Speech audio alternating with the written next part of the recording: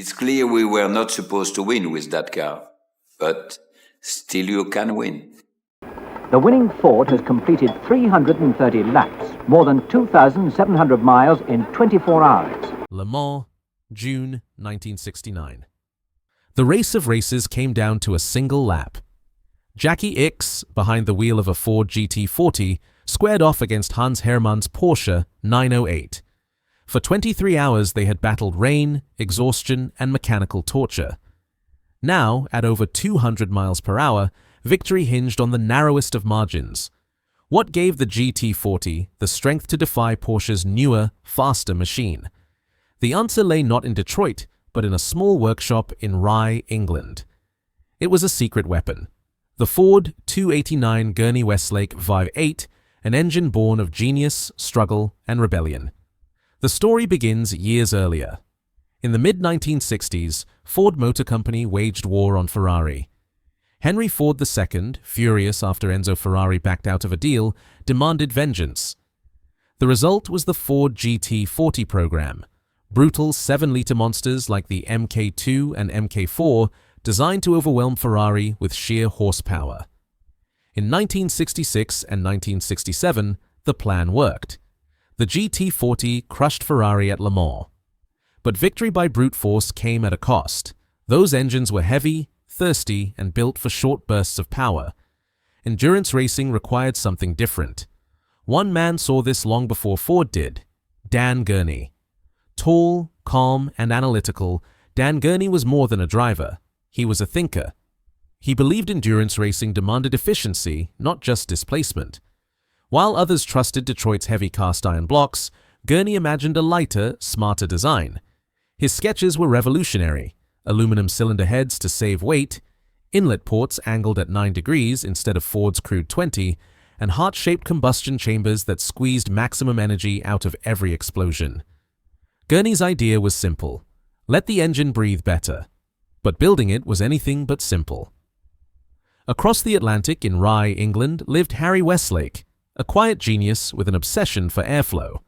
Westlake had already shaped engines for BRM and Jaguar. His gift was seeing air not as invisible gas, but as a physical stream to be sculpted. When Gurney laid his radical sketches on Westlake's workbench, history shifted. Westlake refined the design, reshaping the ports into perfect circles, angling the valves, and crafting chambers like works of art. Together, they would not just improve a Ford engine, they would reinvent it. The first Gurney-Weslake heads were cast in aluminum.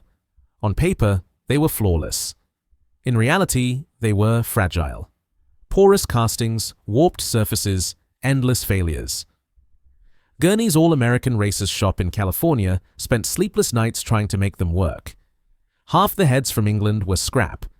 Mechanics cursed them as porcelain princesses, beautiful but delicate. Yet with every revision, the heads improved. By 1966, the Mark II versions began showing promise. By 1967, the Mark V was born, lighter, narrower, and purpose-built for Ford's new 302 cubic inch small block. It made over 425 horsepower from just 5 liters, a staggering number in its day. Late 1967, Riverside International Raceway. Dan Gurney fired up the refined Gurney-Weslake V8. The sound was unlike anything before: sharper, cleaner, hungrier than the stock Ford small blocks. Spectators swore they felt it in their bones. This was no longer just an engine. It was a weapon. In 1968, the FIA changed everything. New rules capped prototype engines at 5 liters, effectively banning Ford's 7-liter giants. Rivals celebrated. The GT40 seemed doomed. But the Gurney-Weslake was the perfect answer. Compact, efficient, and ferociously powerful, it turned the supposedly outdated GT40 Mk1 into a scalpel when everyone else brought sledgehammers. June 1968. The Gulf-liveried GT40P/1075, fitted with the Gurney-Weslake heads, rolled onto the Circuit de la Sarthe. Against Ferrari and Porsche, it looked like an underdog. Hour after hour, the V8 sang. Cooler, more consistent, and more reliable than its rivals, it devoured the Mulsanne Strait. Pedro Rodriguez and Lucien Bianchi drove relentlessly. By dawn, the outcome was clear. Ford had won again. Not with brute force, but with precision engineering.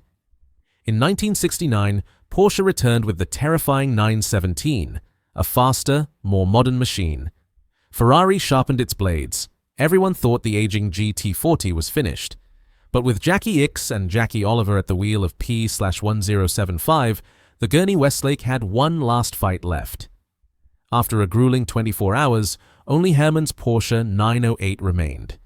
On the final lap, Ickx braked impossibly late, the GT40 sliding, the Weslake howling.